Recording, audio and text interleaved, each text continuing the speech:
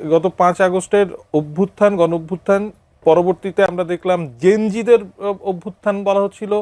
এই নির্বাচন বাংলাদেশে জেনজিদের যেই অভ্যুত্থান, নির্বাচনের ফলাফল, সেটা কি একটা মানে ইতি টেনে দিল? যদি জেনজিদের প্রতিভূ হিসেবে এনসিপিকে ধরি, জামাতের ছায়া ছাড়া এনসিপির রাজনীতি, জেনজিদের রাজনীতি বাংলাদেশে থাকলো আর?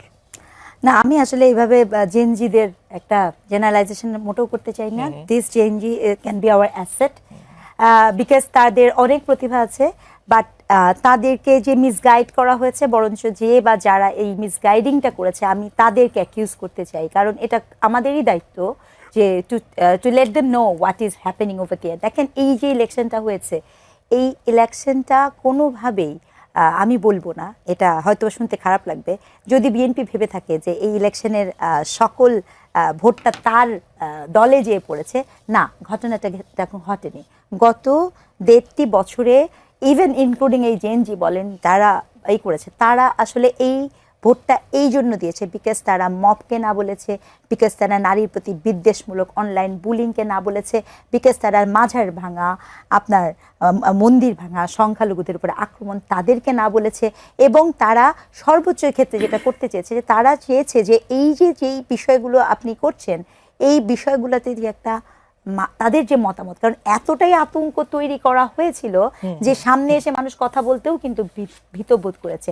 কিন্তু তারপরও আপনি ভাবতে পারেন, আমি দেখলাম আমাদের নবনির্বাচিত সাংসদ আমির হামজা বলেছেন বাংলাদেশের প্রথমে সকল সাতক্ষীরা যাবে হচ্ছে জান্নাতে।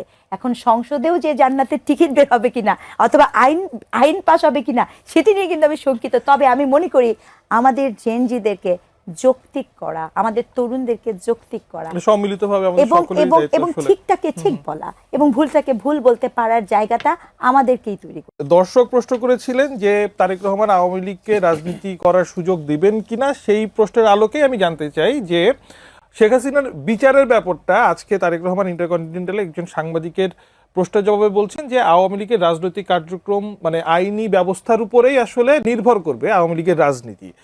আমি জানতে চাই যে আওয়ামী লীগের রাজনৈতিক কার্যক্রমের উপরে নির্বাহী আদেশের যে স্থগিতাদেশটা আছে, সেটা একটি সেই বিষয়ে একটা সিদ্ধান্ত তো তাহলে তারেক রহমানকে নিতে হচ্ছে অচিরেই।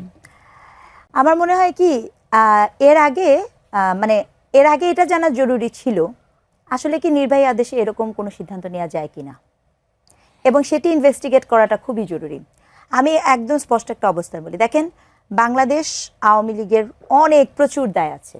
বাংলাদেশ আওয়ামী লীগ এই দেশের মানুষজনকে, এই দেশের যারা আমরা বিশ্বাস করি সম অধিকারে, বিশ্বাস করি একটা স্বাধীন ইসেতে, তাদেরকে এমন জায়গায় নিয়ে যে দাঁড় করিয়েছে, এমন নৈতিক জায়গাতে নিয়ে যে দাঁড় করিয়েছে যেখানে আমরা কখনো ভাবিনি যে আমাদেরকে স্বাধীনতার 54 বছর পরে এসে এই রকম সিদ্ধান্ত নিতে হবে, আমাদেরকে মুক্তিযুদ্ধের ইতিহাস নতুন করে জানতে হবে, শিখতে হবে।